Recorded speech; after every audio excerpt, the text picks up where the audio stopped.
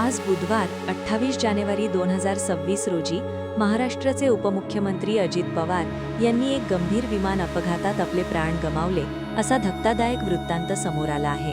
बारामती येथे लँडिंगच्या प्रयत्नात त्यांचे प्रायव्हेट विमान क्रॅश झाल्याचे अधिकृत सूत्रांनी सांगितले आहे।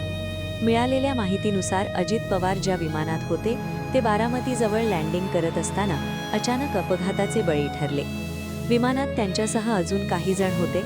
या सगळ्यांचा या अपघातात मृत्यू झाला असल्याचे स्थानिक आणि राष्ट्रीय वृत्तमाध्यमांनी सांगितले आहे।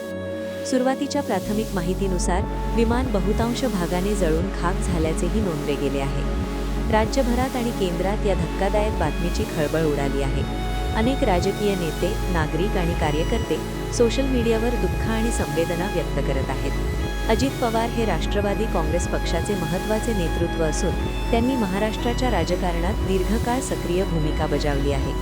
त्यांच्या मृत्यूमुळे महाराष्ट्रामध्ये राजकीय व सामाजिक वातावरणावर मोठा परिणाम होण्याची शक्यता आहे। सध्या त्यांच्या मृत्यूची अधिकृत पुष्टी आणि अधिकृत तपशील येत आहेत। दरम्यान या विमान अपघातामागे नेमके कारण काय आहे ते अद्याप स्पष्ट झालेले नाही। सरकारी आणि विमान सुरक्षा विभागांची चौकशी सुरू आहे।